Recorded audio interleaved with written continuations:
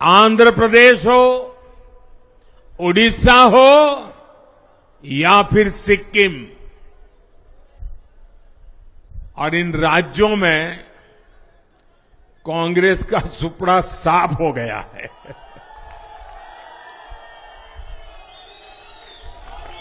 मेरे पास डिटेल तो नहीं है, लेकिन शायद उनको जमानत बचाना भी मुश्किल हो गया होगा।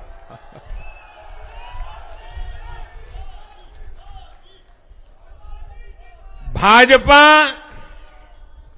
उड़ीसा में सरकार बनाने जा रही है और लोकसभा चुनाव में भी उड़ीसा ने बेहतरीन प्रदर्शन किया है।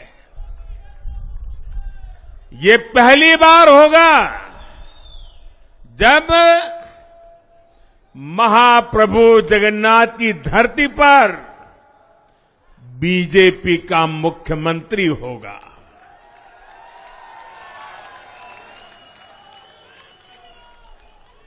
बीजेपी ने केरला में भी सीट जीती है।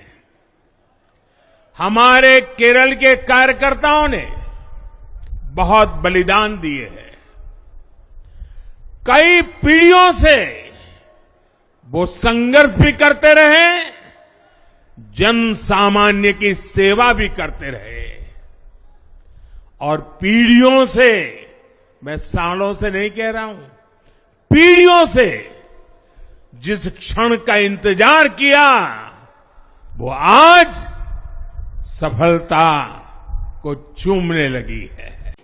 एनडीए का गठन के पश्चात ये कोई भी गठबंधन पहली बार भारत के राजनीति में तीसरी बार लगातार प्रधानमंत्री मोदी जी के नेतृत्व में सरकार बनाने जा रही है।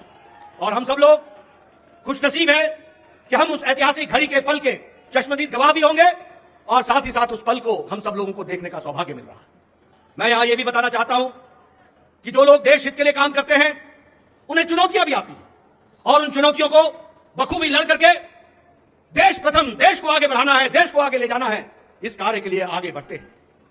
लेकिन कुछ लोग जिनके लिए खुद का स्वार्थ महत्वपूर्ण होता है और खुद के स्वार्थ के लिए स्वार्थपूर्ण गठबंधन करते हैं और स्वार्थपूर्ण तरीके से लोक लुभावने वायदे करके सरकार के नजदीक आना चाहते हैं, जहां ऐसे लोगों को देश की जनता सबक सिखाती है, वहीं इनका इकोसिस्टम जो देश के विकास के दृष्टि से जुड़ी हुई चीजें हैं उसको नकार देता है। बड़े बड़े राजनीतिक घटनाओं को दुनिया के सामने, देश के सामने उसको गलत तरीके से रखने का प्रयास करता है। हम बंगाल में 3 सीटों से बढ़कर के 77 सीट हो जाती हैं, उसकी चर्चा नहीं होती, कह देते हैं हम हार गए, भूल जाते हैं कि हमारे मत प्रतिशत कितने गुना बढ़े।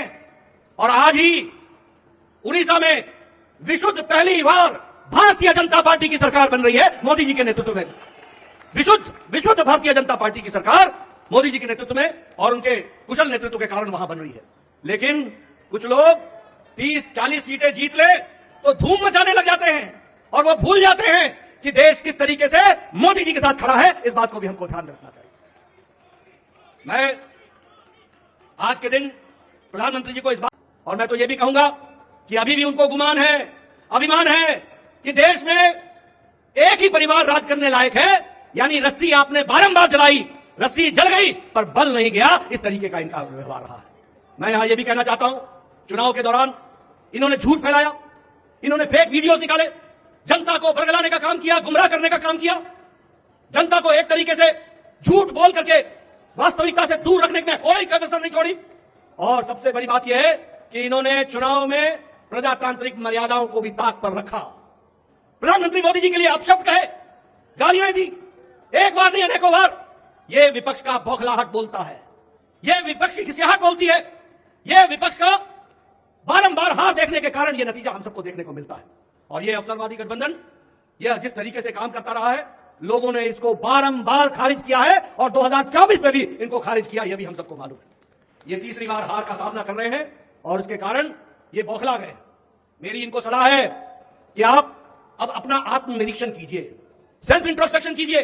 समय आ गया है कि बारंबार आपको भारत की जनता क्यों आपको गिरा रही है, क्यों आपका साथ नहीं दे रही है, इसका आपको इंट्रोस्पेक्शन करने की आवश्यकता है।